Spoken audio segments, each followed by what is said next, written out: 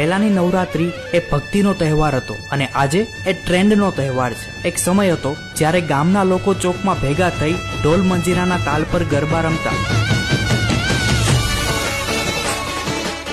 અને એ ગરબામાં ભક્તિ દેખાતી હતી। પણ આજે શબ્દ છે, રંગ છે, ગીત છે, પણ ક્યાંક એ ભક્તિનો ભાવ ખૂટે છે। હવે ગરબાની તૈયારી કરતા પહેલા રીલો બનાવાય છે અને માતાજી કરતા વધુ ધ્યાન કેમેરા પર રહે છે। આજકાલ આરતીમાં લોકો ઓછા અને ગરબા ગ્રાઉન્ડમાં ભીડ વધારે જોવા મળે છે। જે નવરાત્રીમાં માતાજીની આરતી પૂરા ભાવ સાથે થતી એ નવરાત્રી આજે ફેશન શો અને કોન્સર્ટ બનવા લાગી છે। પણ અફસોસ એ વાતનો છે કે આજે ગરબામાં ભક્તિ કરતા સ્પર્ધા વધારે છે, કોનો ડ્રેસ, કોનો ડાન્સ કે કોની પોસ્ટ।